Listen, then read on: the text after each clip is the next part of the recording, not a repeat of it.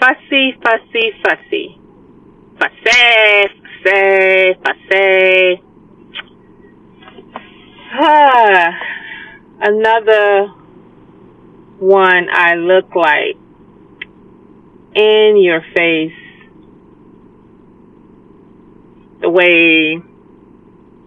This is the way I get it. Okay, I was watching some of the things that people were saying about the commercial, the Super Bowl halftime commercial. And I'm going to, I want to speak for myself and give my point of view after listening to so many other people's point of views. And then somebody that's young got the nerve to talk about an older person's point of view, but I'm gonna actually give my point of view, and it's like, again, turn a negative to positive, positive to negative type deal, and it makes me think of in New York, where you have the Jewish communities. They have their own community where they stand outside at night. They guard their own community. They have a certain way of eating within their community. The same thing with the Muslims in New York. There's a section in New York where it's guarded by only the Muslim community. And I was thinking about that, and I said, maybe it's time, they've thrown black people in the way they redlined them into, what we grew up calling ghetto communities, but because of integrating them with different cultures and adopting those foreign cultures, and so much created so much confusion and hate and envy and jealousy. But I think it's time for the Black American community to come together and have communities the same way. Now the thing is, how are they respected? The Muslim community in New York and the Jewish community in New York, to what laws did they go through to get this passed where they can have their own police system, that nobody will come into their neighborhoods, the whole rundown on that. And then if the Black Americans needed to apply for that, how would they do that? And then the laws that would protect them, like the Jewish have their laws to protect against anti-bullying and things like that. The whole rundown on that, and how would Black Americans to begin to think to come together to do something like that for their own, and start building their own communities, like in the Jewish community and the Muslim community in New York.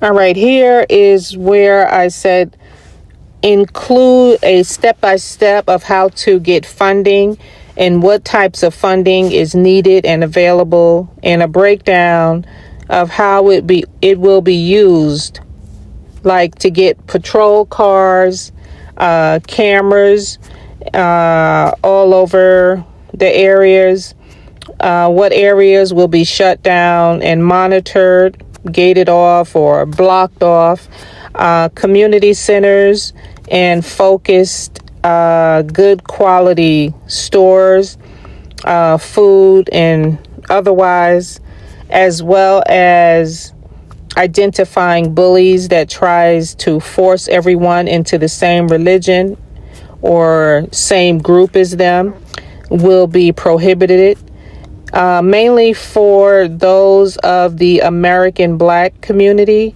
without foreign influence of how they do things and how they see other people and see ways of doing without that type of influence. All right, so it says here, You're talking about Black Americans building protected, self-respecting communities with our own norms, safety systems, and legal protection, similar to what you see with some Jewish and Muslims communities in New York, and how actually they make that real in law, policy, and mindset. What those New York City groups actually are: in New York, the Jewish Shomrim, SHOMRIM groups are volunteer neighborhood watch, not separate police departments.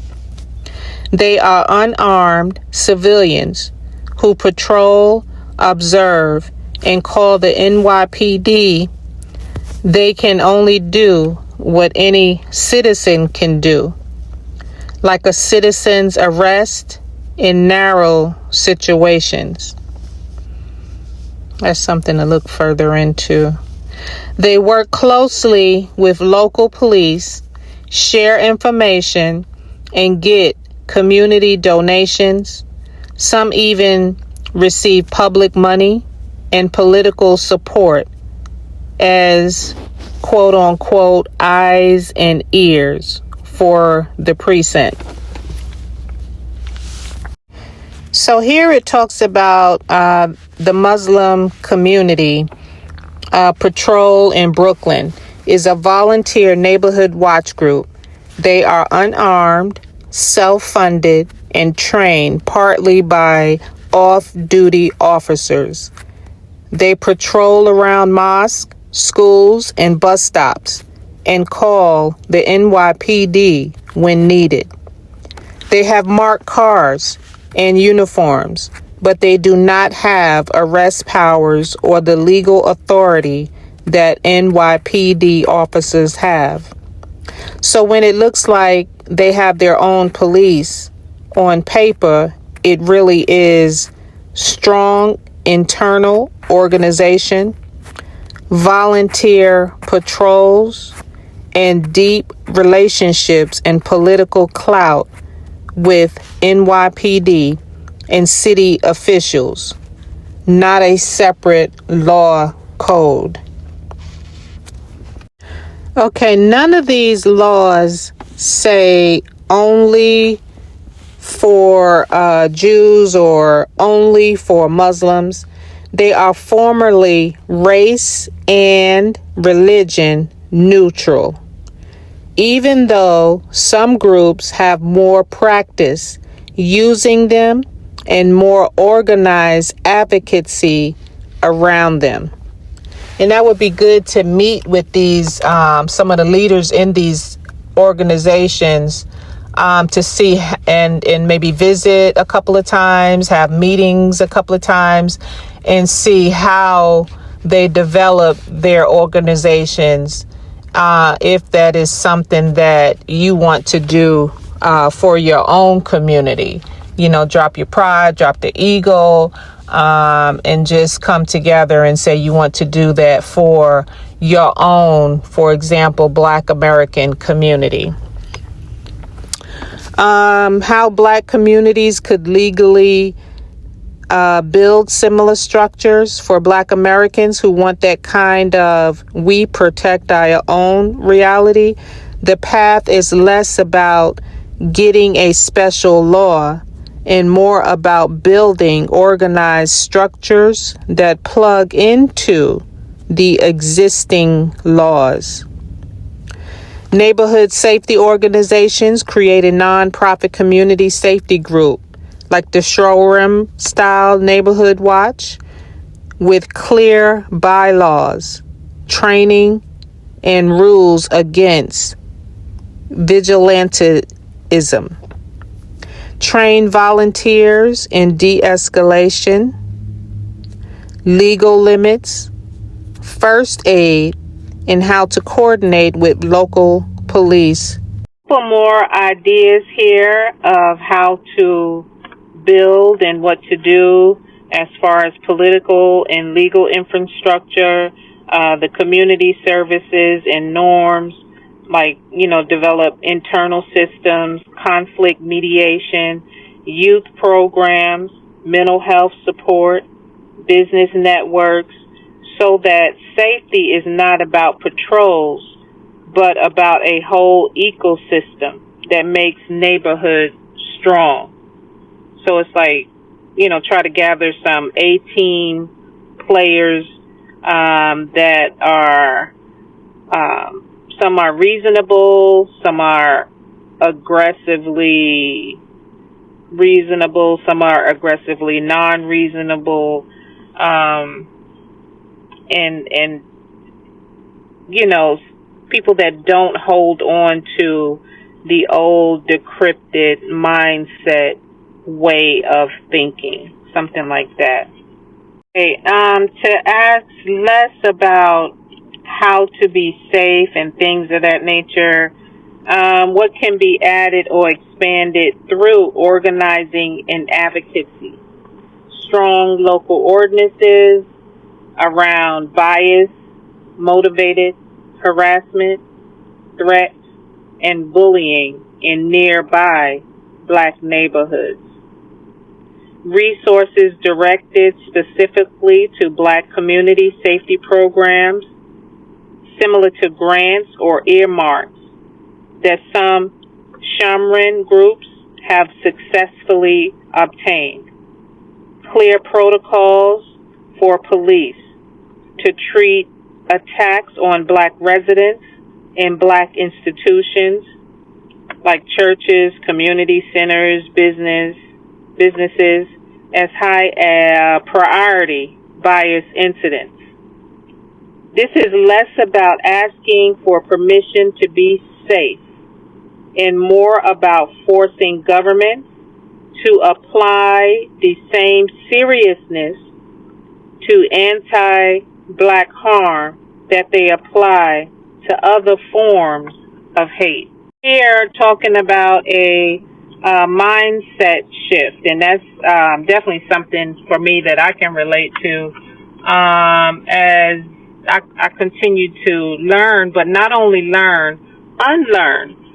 Being raised in the ghetto, and I still use the word ghetto. And somebody say, "Shut up, don't you say that word ghetto." That's not easy to just tell somebody to shut up and don't say that.